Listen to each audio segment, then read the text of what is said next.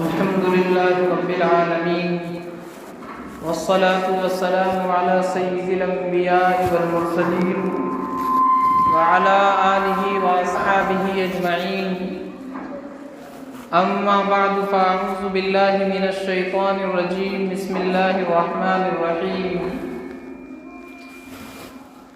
إنما المؤمنون إخوة فأصلحوا بين أخويكم واتقوا الله لعلكم ترحمون وقال النبي صلى الله عليه وسلم المسلم أخو المسلم صدق الله العظيم وصدق رسوله النبي الكريم ونحن على ذلك لمن الشاهدين والشاكرين۔ میرے محترم بزرگوں اور عزیز دینی بھائیوں،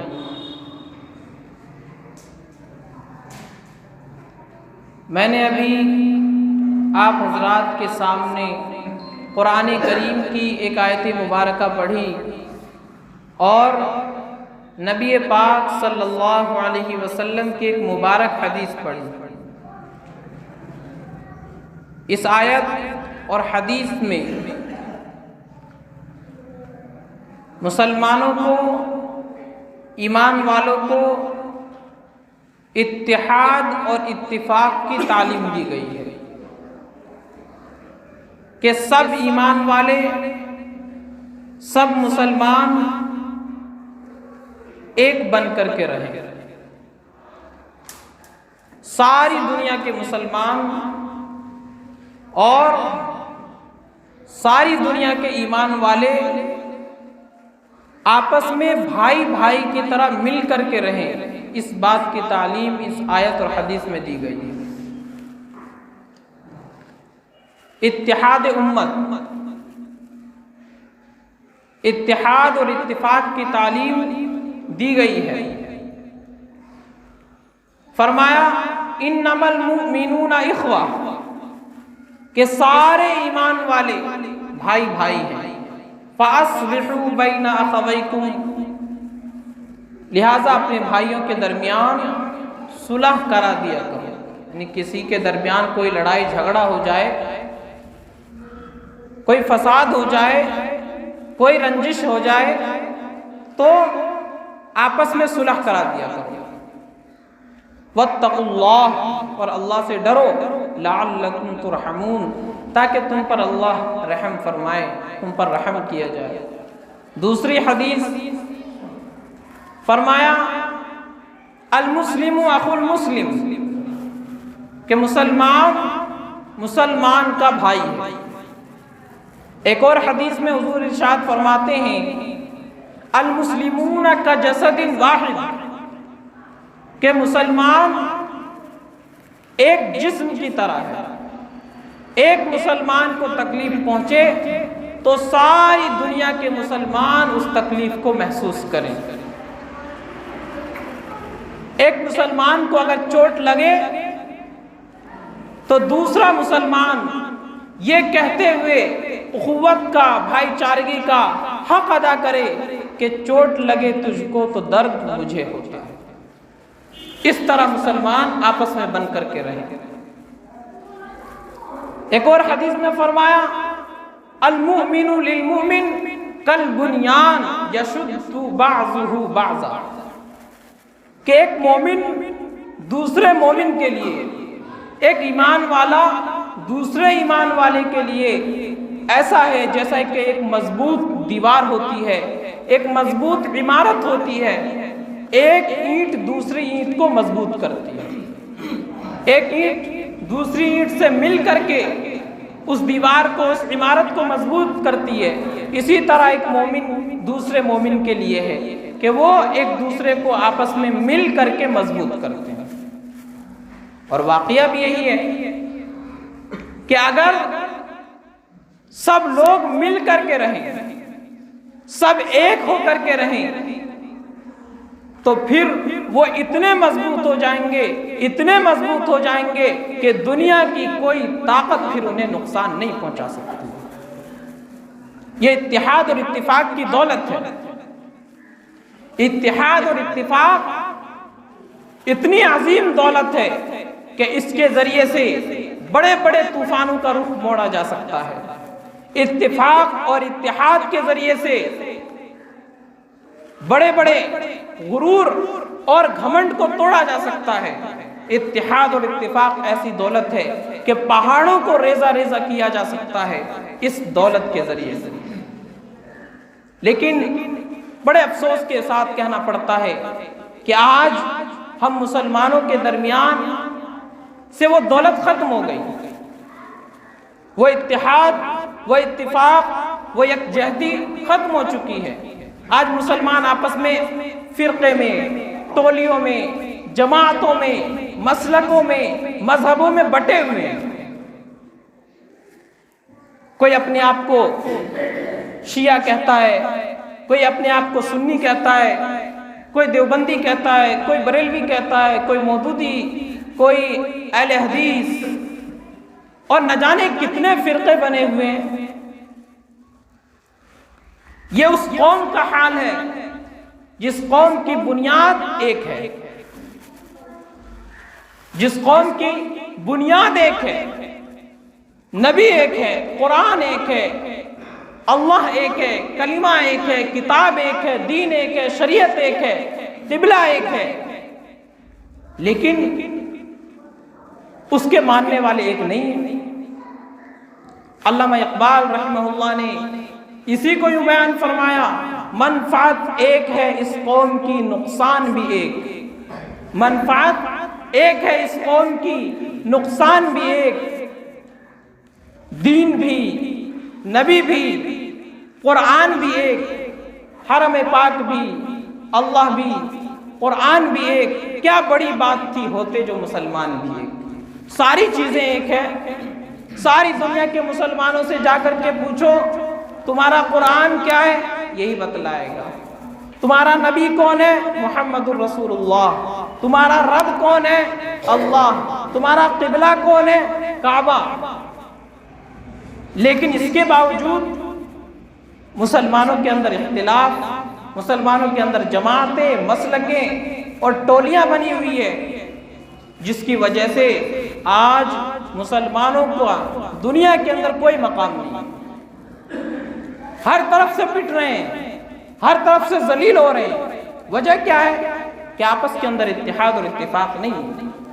آپس میں اتحاد ہوتا، آپس میں اتفاق ہوتا اور سب ایک ہو کر کے رہتے تو دنیا کے اندر کوئی ایسی طاقت نہیں ہے جو مسلمانوں کا کچھ بگاڑ دیتی۔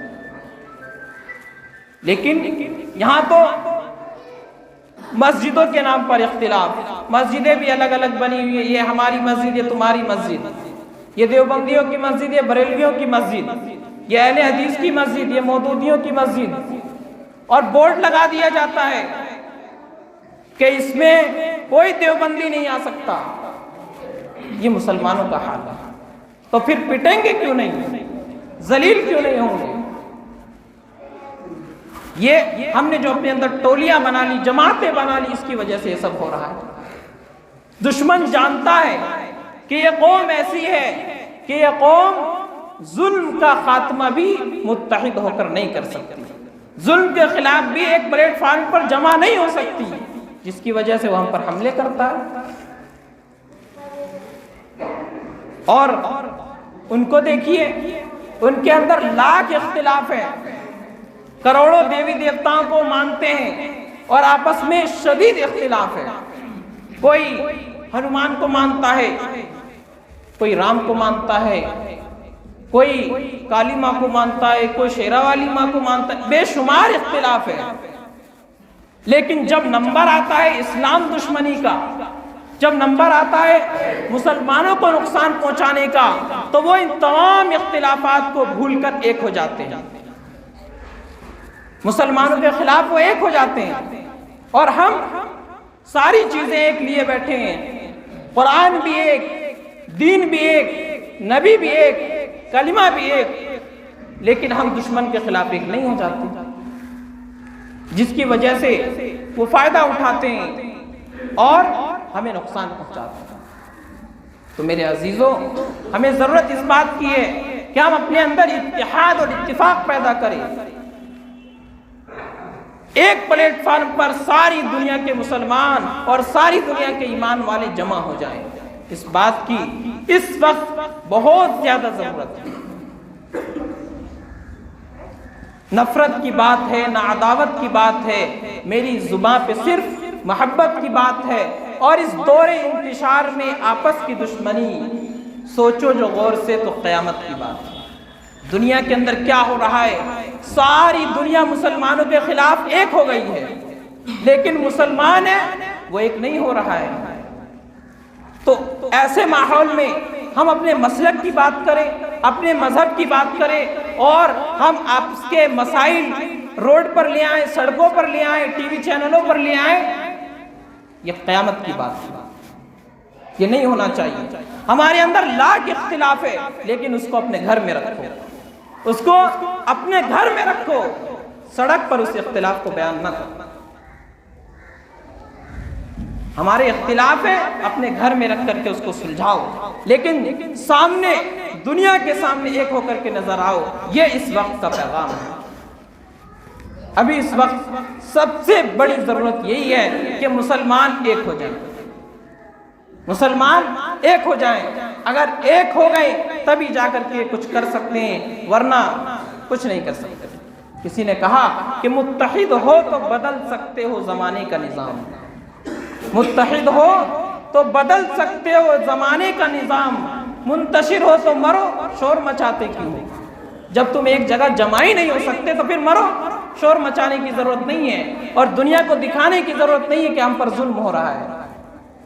اس ظلم کے ذمہ دار تو ہم خود ہیں۔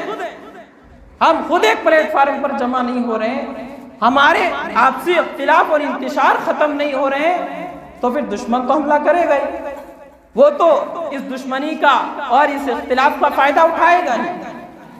تو اس لیے ابھی ضرورت اس بات کی ہے کہ ہم ایک ہو جائیں اور آپس کے اختلاف اور انتشار کو اپنے گھر میں رکھ کر کے دنیا کے سامنے اپنے آپ کو ایک ظاہر کریں، کیونکہ وہ ہمیں ایک سمجھتا ہے۔ وہ یہ نہیں دیکھتا کہ یہ دیوبندی ہے، بریلوی ہے، اہل حدیث ہے اور مودودی ہے، غیر مقلد ہے، یہ نہیں دیکھتا۔ وہ صرف اتنا جانتا ہے کہ مسلمان ہے۔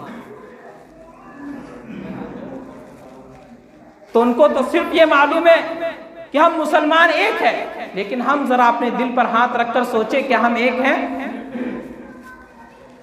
ہماری مسجدیں ایک نہیں ہیں، مدرسے ایک نہیں ہیں، اور ہم نے نہ جانے کتنے اختلاف اپنے اندر پیدا کر لیے، جس کی وجہ سے آج لوگ فائدہ اٹھا رہے ہیں۔ تو اس وقت میں نے جو قرآن کی آیت پڑھی، جو حدیث پڑھی، اس میں یہی تعلیم دی گئی ہے کہ مسلمان دنیا کے اندر ایک ہو کر کے زندگی گزارے۔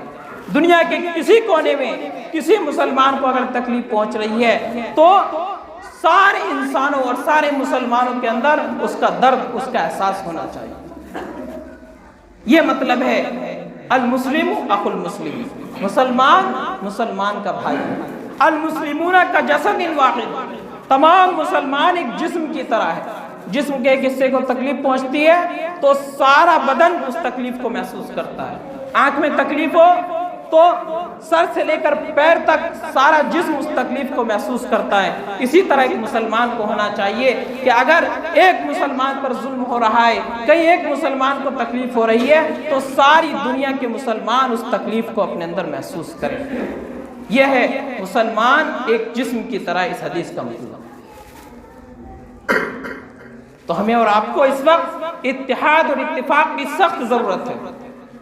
ابھی پچھلے دنوں جو فرانس میں گستاخانہ خاکے شائع ہوئے اور نبی پاک صلی اللہ علیہ وسلم کی بے حرمتی کی گئی، اس پر مسلمان متفق ہوئے، الحمدللہ ثم الحمدللہ۔ مسلمانوں نے اپنا اتفاق دکھایا اور ساری دنیا کے مسلمان اور سارے مسلک کے مسلمان جب انہوں نے اس کا ویرودھ کیا، اس کے خلاف کھڑے ہوئے، تو آپ نے دیکھا، ساری دنیا نے دیکھا کہ صرف 3 دن ہوئے تھے، 3 دن ہوئے کہ فرانس کے صدر نے یو ٹرن لے لیا، اپنا بیان بدل دیا اس نے، اور کہا کہ میرا مطلب یہ نہیں تھا، میں مسلمانوں کو تکلیف دینا نہیں چاہ رہا تھا۔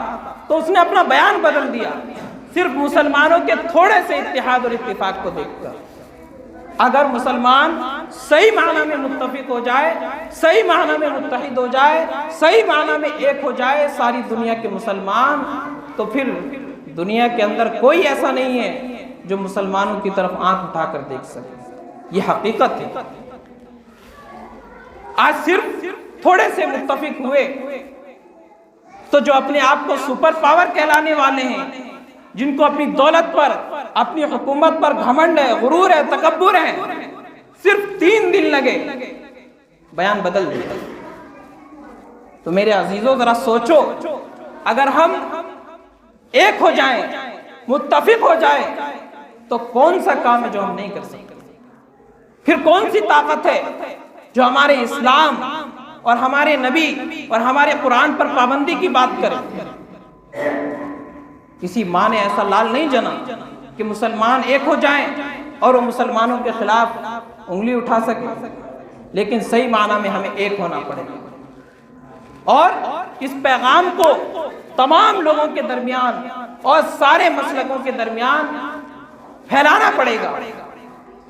آج بڑے افسوس کے ساتھ کہنا پڑتا ہے کہ یہ منبر، یہ محراب، جہاں سے نبی پاک صلی اللہ علیہ وسلم نے امت کو ایک ہونے کی دعوت دی تھی اور امت کو ایک جگہ جمع کرنے کا مشن چلایا تھا، بڑے افسوس کے ساتھ کہنا پڑتا ہے کہ آج انہی منبروں سے، انہی محرابوں سے آپ مسلمانوں کو بانٹنے کا کام کیا جا رہا ہے۔ اور مسلمانوں کے لیڈر، مسلمانوں کو صحیح راستہ دکھانے والے اور مسلمانوں کے ذمہ دار کہلانے والے اس کام کو انجام دے رہے ہیں کہ آپس میں بانٹ رہے ہیں، فرقے میں تقسیم ہو رہے ہیں، اور اتنے فرقے بن گئے کہ اب بانٹنے کی بھی گنجائش نہیں، اتنے فرقے مسلمانوں میں بن گئے۔ تو میری تمام گفتگو کا خلاصہ صرف اتنا ہے کہ آج ہم اپنی صفوں میں اتحاد پیدا کریں، آپسی اختلاف اور انتشار کو بھول جائیں اور دشمنوں کے مقابلے میں ایک ہو جائیں، تبھی جا کر کے ہم کچھ کر سکتے ہیں۔ پھر سے میں علامہ اقبال رحمہ اللہ کا وہی شعر دہراؤں گا، کہتے ہیں کہ منفعت ایک ہے اس قوم کی، نقصان بھی ایک ہے، یعنی اس قوم کا فائدہ بھی ایک ہے، اس قوم کا نقصان بھی ایک ہی ہے۔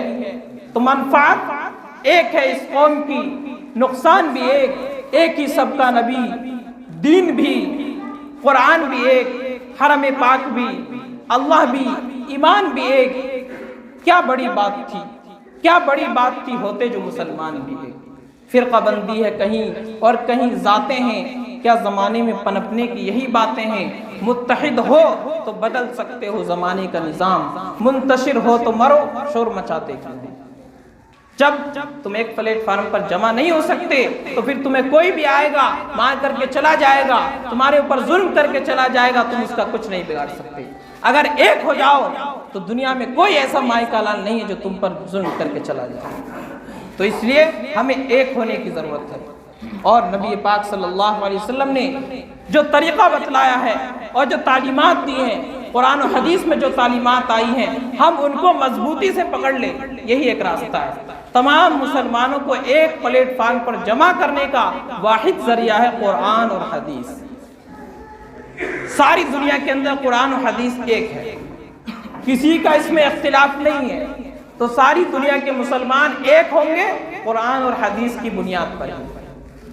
قرآن اور حدیث کی بنیاد پر ہی ان کو ایک جگہ جمع کیا جا سکتا ہے، اس کے علاوہ دوسرا کوئی راستہ نہیں ہے مسلمانوں کو ایک جگہ جمع کرنے کا۔ قرآن کہہ رہا ہے ہمیں للکار کر کے، وَاعْتَصِمُوا بِحَبْلِ اللَّهِ جَمِيعًا، سارے کے سارے اللہ کی رسی کو مضبوطی سے پکڑ لو، وَلَا تَفَرَّقُوا، آپس میں تفرقہ بازی مت کرو، آپس میں جماعتیں مت بناؤ، آپس میں ٹولیاں مت بناؤ، آپس میں مسلکوں اور مذہبوں کے نام پر مت بٹو۔ دوسری جگہ فرمایا اللہ نے وَلَا تَنَازَعُوا، آپس میں جھگڑو مت۔ اگر جھگڑو گے تو اس کا نتیجہ کیا ہوگا؟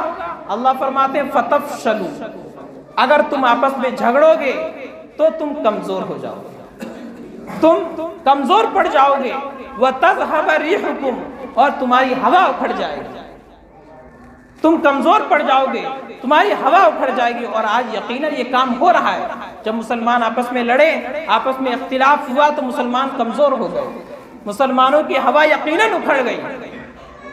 آج دنیا میں ان کا کوئی مقام نہیں ہے۔ وجہ کیا ہے کہ انہوں نے اپنے اتحاد کو اور اپنے اتفاق کو کھو دیا۔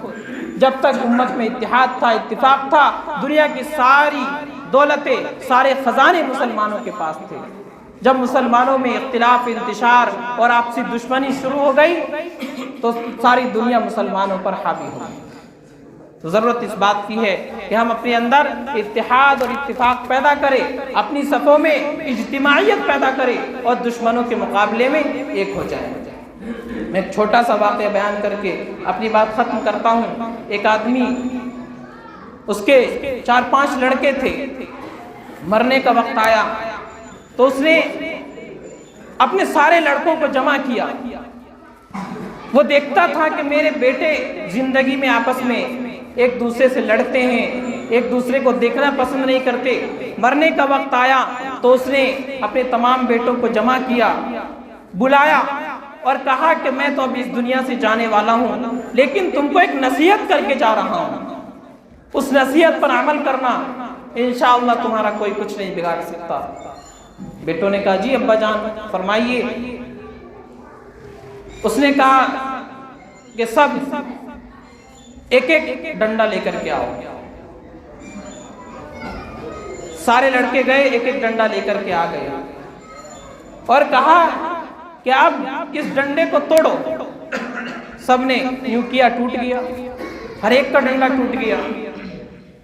اس کے بعد باپ نے کہا ایک ایک ڈنڈا اور لے کر کے آؤ۔ گئے، ایک ایک ڈنڈا اور لے کر کے آئے۔ پھر اس نے ان 4-5 ڈنڈوں کو ایک جگہ جمع کر دیا، باندھ دیا رسی سے اور ہر لڑکے کے ہاتھ میں دیا، کہا کہ اب توڑو۔ اب وہ جان لگا رہے ہیں، خوب کوشش کر رہے ہیں، لیکن ٹوٹ نہیں رہا ہے۔ تو باپ نے کہا بس مجھے اتنا ہی سمجھانا تھا کہ تم اگر الگ الگ رہو گے، فرقوں میں، جماعتوں میں بٹے رہو گے، مسلکوں میں بٹے رہو گے، تو پھر کوئی بھی آئے گا اور تمہیں توڑ کر چلا جائے گا آسانی کے ساتھ۔ لیکن اگر تم ان ڈنڈوں کی طرح ایک جگہ جمع رہو گے، ایک ساتھ مل کر کے رہو گے، تو دنیا کی کوئی طاقت تمہیں توڑ نہیں سکتی ہے۔ بس یہی پیغام ہے کہ ایک بن کر کے رہو تو تمہارا کوئی کچھ نہیں بگاڑ سکتا، اور اگر ایک نہیں رہو گے، الگ الگ مسلکوں میں اور مذہبوں میں اور مسجدوں میں اور بٹے رہو گے، تو پھر کوئی بھی آئے گا اور تمہارے اوپر ظلم کر کے، تمہیں مار کر کے، پیٹ کر کے چلا جائے گا، تم اس کا کچھ نہیں بگاڑ سکتے۔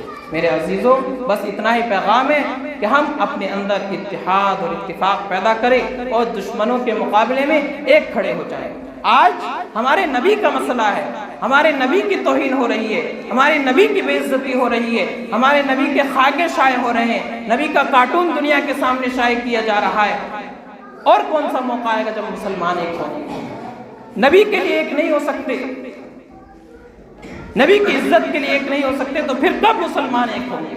اگر اب بھی ہم ایک نہیں ہوئے تو ڈوب مرنے کا مقام ہے۔ اس لیے میرے عزیزوں، خدا کا واسطہ نبی کے واسطے ایک ہو جاؤ، نبی کی عزت کے لیے ایک ہو جاؤ، نبی کے ناموس کی رسالت کے لیے ایک ہو جاؤ۔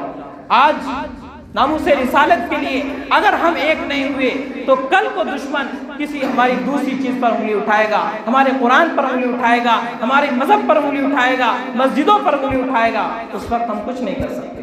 آج ہمارے نبی کی عزت کا معاملہ ہے، اس لیے تمام دنیا کے مسلمانوں پہ ایک ہونا پڑے گا، اور جب تک اپنا بیان فرانس واپس نہیں لے لیتا اور جب تک اس پر امت مسلمہ سے معافی نہیں مانگ لیتا، اس وقت تک اس کا بائیکاٹ کیا جائے گا۔ ابھی تک ہو رہا ہے، جب تک وہ مکمل اپنا بیان واپس نہیں لے لیتا اور مکمل اس بات سے توبہ نہیں کر لیتا، مسلمانوں سے معافی نہیں مانگ لیتا، اس وقت تک اس کا بائیکاٹ کرتے رہنا ہے، اس وقت تک اس ظلم کے خلاف آواز اٹھاتے رہنا ہے۔ یہ مسلمانوں کا حق ہے، اس سے ڈرنا نہیں چاہیے، یہ ہمارا حق ہے، یہ قانونی حق ہے۔ اگر ہم اس سے پیچھے ہٹ گئے تو کل کو اگر وہ کسی دوسری چیز پر انگلی اٹھائے گا تو ہم اس کا کچھ نہیں کر سکتے۔ تو اس لیے ڈرنے کی ضرورت نہیں ہے، بلکہ کھل کر کے اس کی مخالفت کرنے کی ضرورت ہے اور اس ظلم کے خلاف آواز اٹھانے کی ضرورت ہے۔ اللہ ہم سب کو بات سمجھنے کی توفیق عطا فرمائے اور ساری دنیا کے مسلمانوں کو، ایمان والوں کو ایک پلیٹ فارم پر جمع ہونے کی توفیق عطا فرمائے۔ وآخر دعوانا ان الحمدللہ رب العالمین۔